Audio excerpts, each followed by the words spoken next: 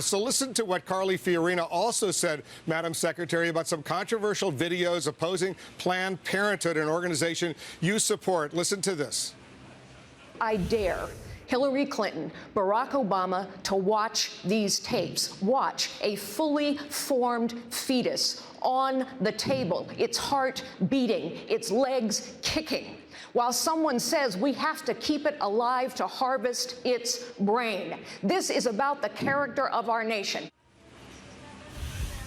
All right, Planned Parenthood says that video doesn't depict, Madam Secretary, hold on, I just want to explain. That's right. Planned Parenthood says the video doesn't depict an aborted fetus. They said that was from a miscarriage, had nothing to do with Planned Parenthood. This is an organization, though, you support. First of all, have you seen those very, very controversial videos?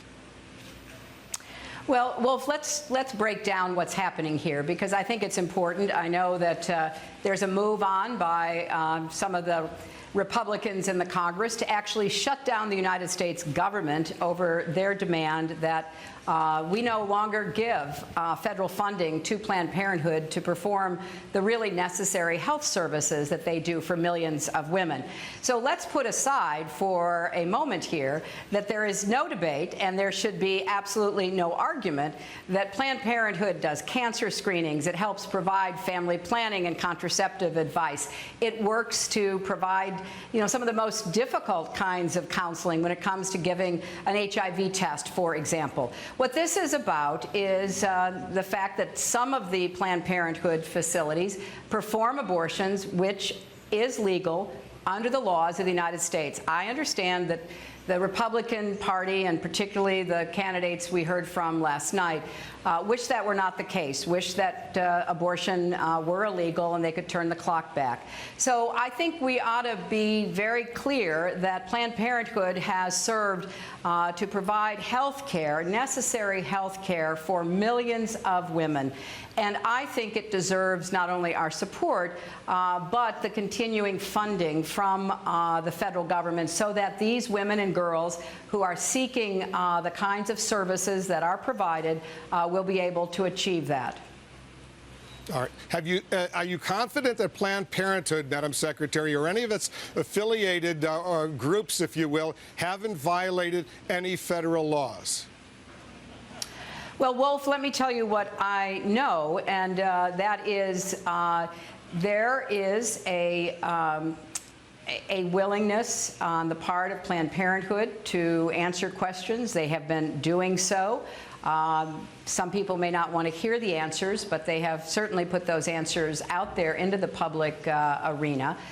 And if the issue, the core issue that some on the stage last night or some in the Congress are trying to promote or trying to raise questions about has to do with the kind of research that is done legally in the United States, then that is an issue that goes far beyond any Planned Parenthood example.